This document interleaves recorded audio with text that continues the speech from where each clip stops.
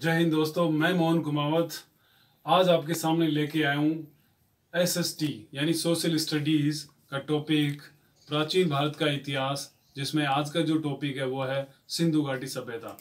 दोस्तों, क्या आप रीट की तैयारी कर रहे हो? क्या आपके सोशल स्टडी सब्जेक्ट है? तो आपके लिए ये टॉपिक बहुत ही इम्पोर्टेंट होने वाला है।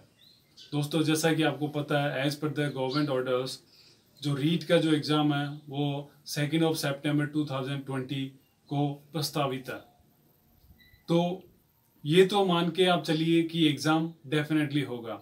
इसी के लिए हम साथ मिलकर तैयारी करें तो अच्छा नंबर ला सकते हैं।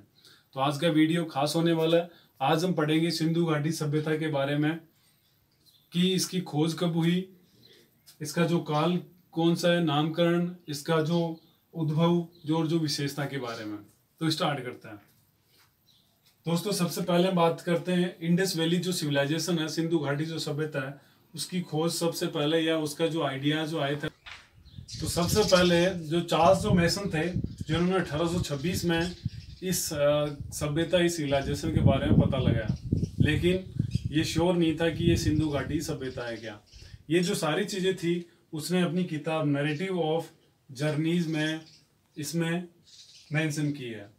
दूसरा जो पॉइंट है वो है कर्टन बंधु, यानी 1856 में जो कर्टन बंधु थे, जिसमें जेम्स कर्टन और विलियम कर्टन, इन दोनों भाइयों ने इस चीज़ के खुदाई के दौरान, जब ये कराची से लाहौर तक, कराची जो समुद्र तल के पास है और जो लाहौर है, वहाँ तक उन्होंने रेलवे ट्रैक का जो काम लिया था एज एन इंजीनियर। ये जो दोनों इंजीनियर थे, तो वहाँ से रेलवे ट्रैक डालने के लिए इन्होंने खुदाई कार्य किया। तो उन्हें कुछ ईंटें, कुछ ऐसे अवशेष मिले जो किसी सभ्यता के होने का प्रमाण थे।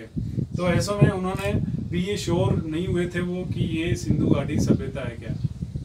फिर इसके बाद में अलेक्जेंडर कनिंघम, जिसने 1853 से 1856 में इसकी जानकारी का होने का पता लगाया। इसके बाद आता है अलेक्जेंडर कनिंघम, जिसने 1853 और 1856 में इस चीज़ के होने का पता लगाया। फिर आता है जेम्स मार्शल, जो 1921 में जिसने इस चीज़ के बारे में पता लगाया, जिसका साथी था वो था दयाराम साहनी ऐसा व्यक्ति था जिसने हड़प्पा जो सभ्यता थी उसकी खोज की, यानी हड़प्पा जो प्लेस था उसकी खोज की, और हड़प्पा प्लेस को ही सिंधु घाटी सभ्यता कहा जाता है। तो ये सबसे इम्पोर्टेंट है।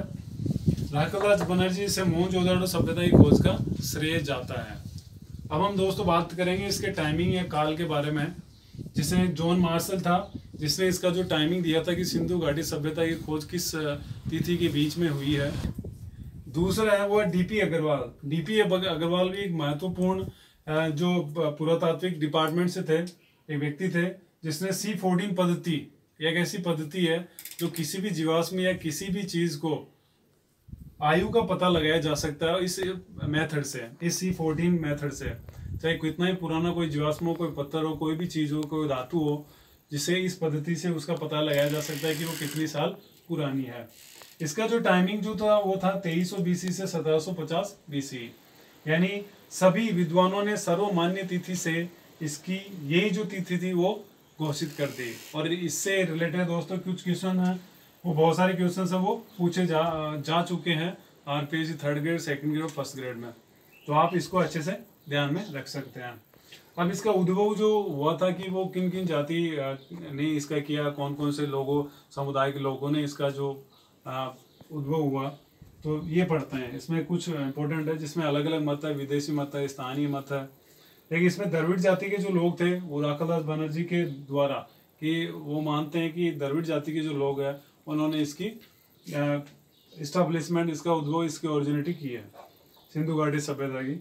और TS रामचंद्र के आधार पे आर्य जाति के लोगों ने इसकी जो ओरिजिनिटी की है, इसकी जो उद्भव इसका उनके कारण हुआ है।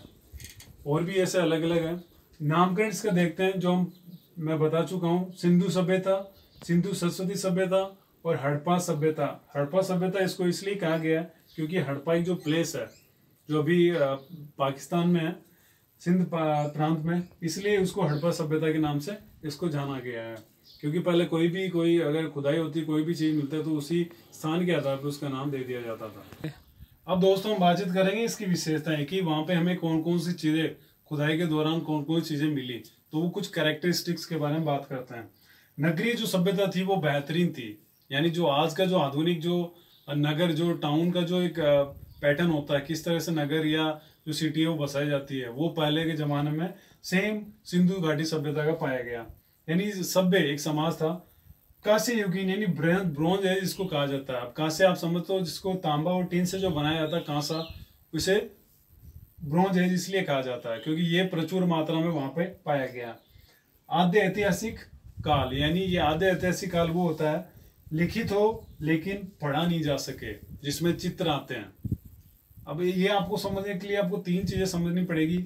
एक तो प्राग ऐतिहासिक काल, आद्य ऐतिहासिक काल और ऐतिहासिक काल। प्राग ऐतिहासिक काल में क्या होता है दोस्तों, जिसमें ना तो कोई लिखित हो और ना ही कोई पढ़ने योग्य हो, यानी लिखा हुआ ही नहीं है तो पढ़ेंगे क्या। जैसे पत्थर, पाषाण जो काल था जिसमें केवल पत्थर ही थे, कुछ लिखा हुआ नहीं था, तो उसको पढ़ भी कह सकते थे। या था आधे ऐतिहासिक काल जिसमें लिखित हो लेकिन पढ़ा नहीं जा सकता, जैसे चित्र हो, चित्र बनाए उसको क्या पढ़ेंगे, बस चित्र देख के पता कर सकते हैं इसलिए।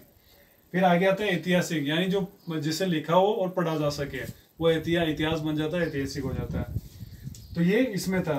चित्रलिपि थी और शांति प्रिय था, यानी सिंधु घाटी जो सभ्यता थी उसमें लोग थे बड़े ही शांति प्रिय थे एकदम। और कृषि प्रधान देश था जिसमें बहुत सारी जो फसलें हुआ करती थी, जिसमें लोग गाय पशु पालन भी किया करते थे।